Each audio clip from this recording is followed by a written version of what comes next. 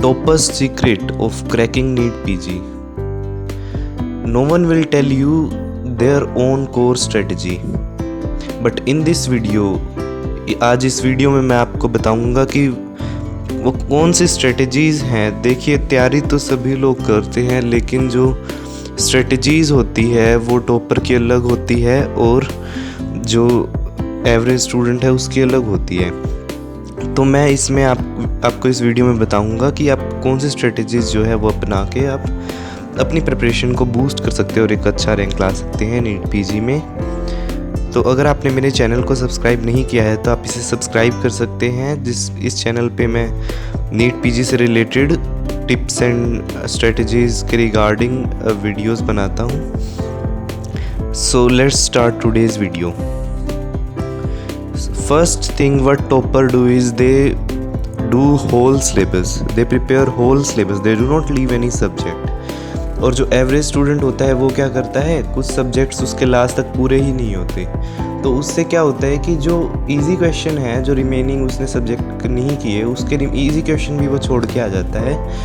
तो जो स्कोरिंग चीज़ है उसका फ़ायदा नहीं उठा पाता एवरेज स्टूडेंट। टॉपर स्टूडेंट जो है on the other hand, topper student वो क्या करता है, वो सारे सब्जेक्ट्स करता है, फुल सिलेबस करके जाता है।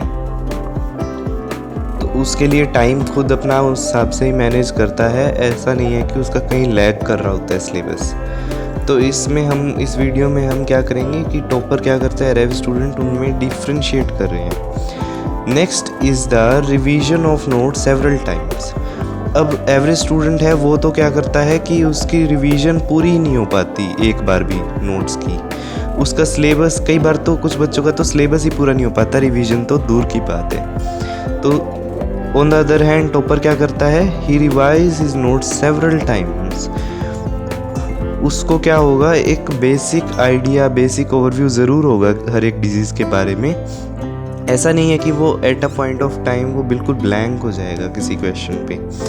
उसको क्या होगा, सपोज़ कोई क्लिनिकल केस है, उसको ये आइडिया लग जाएगा कि ये केस किस डिजीज़ का है। चाहे उसको उसकी मॉलिक्यूलर जेनेटिक्स ना पता हो, लेकिन उसको ये पता होगा कि ये सिम्टम्स है तो ये केस है। तो बेसिक आइडिया उसको होता है। तो वो क्या करता है, टॉपर जो है रिवाइज़ करता है नोट्स को सेवरल टाइम्स, और उसको ये याद रहता है कि कौन सी चीज़ उसने कहाँ पढ़ी थी और कितनी सारी चीज़ें हैं, कितने सारे सब्जेक्ट हैं। हमें लगता है बहुत सारे सब्जेक्ट्स हैं, तो उनमें कितनी सारी चीज़ें हैं वो मैं एन्यूमरेट कर सकता हूँ कि जो लिंक्ड हैं, सेम हैं। पीड्स में जो चीज़ है, मेडिसिन में जो चीज़ है, काफ़ी चीज़ें जो हैं, कुछ चीज़ें मैच कर रही होती हैं। ऐसे ही ओब्स गायनी में, रेडियोलॉजी के जो साइंस होते हैं वो भी काफ़ी जगह मैच करते हैं।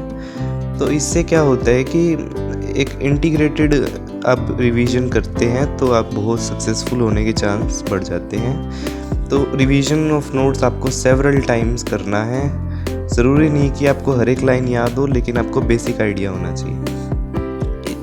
थर्ड चीज़ जो है वो है मैरो के पर्ल्स।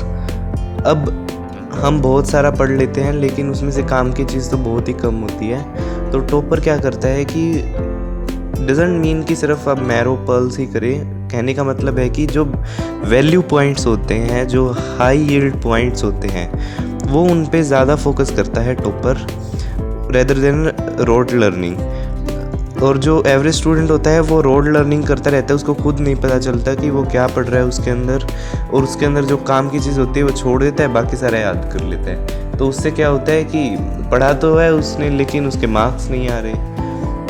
तो टॉपर क्या करता है, on the other hand value points याद कर लेता है, चाहे कुछ चीज़ें छोड़ भी दे, जो अनयूज़फुल चीज़ है वो छोड़ भी दे कुछ, लेकिन जो इम्पोर्टेंट वैल्यू पॉइंट्स हैं, जो आपके नॉलेज क्लाउड को इंक्रीज़ करते हैं, वो टॉपर करता है। देन लास्ट थिंग जो टॉपर करता है वो है MCQ प्रैक्टिस। अब यहाँ पे सबसे पहले हम एवरेज स्टूडेंट का सिनेरियो लेते हैं। वो एवरेज स्टूडेंट क्या करता है कि उसका रिवीजन तो पूरा होता नहीं है एक बार भी लास्ट तक। तो वो क्या करता है कि MCQ प्रैक्टिस पे जा ही नहीं पाता, क्योंकि ही और शी थिंक्स दैट कि अभी उसका सिलेबस नहीं हुआ तो MCQ कैसे करे।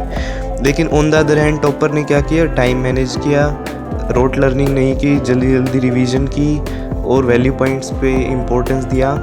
और उससे क्या हुआ कि उसने MCQ प्रैक्टिस जो है उसने MCQ करने शुरू कर दिए, ग्रैंड टेस्ट देने शुरू किए, उसने मॉक टेस्ट देने शुरू किए। उससे क्या हुआ कि उसका कॉन्फिडेंस भी इंक्रीज़ हो जाता है उसमें। अगर वो स्कोर अच्छा करेगा ही डेफिनेटली टॉपर तो उससे क्या होगा, उसका स्कोर इंक्रीज़ हो जाएगा और वो अपने ही अंदर जो है इम्प्रूवमेंट देखेगा इन द सब्सिक्वेंट टेस्ट। एक टेस्ट उसने आज दिया, 15 दिन बाद वो कोई और टेस्ट देगा, तो उससे क्या होगा, बीच में जो उसने रिवीजन की उससे इम्प्रूवमेंट आएगी उसकी परफॉर्मेंस में, और वो खुद अपनी ही जो रिवीजन है उसमें वो है इम्प्रूवमेंट देखेगा। तो उससे क्या होगा कि उसका कॉन्फिडेंस लेवल इंक्रीज़ हो जाएगा। और ऑन द अदर हैंड जो एवरेज स्टूडेंट है उसका मोरल डाउन हो जाता है, क्योंकि उसने MCQ प्रैक्टिस तो की नहीं होती कभी और रिवीजन उसकी पूरी नहीं है। तो इसलिए टॉपर जो होते हैं वो सेल्फ कॉन्फिडेंट भी होते हैं। I am not saying over confident हो जाओ, self confidence is a good thing to sit in any exam and to succeed in it. तो ये 4 जो स्ट्रेटजीज़ हैं ये बहुत ही बेसिक स्ट्रेटजी है।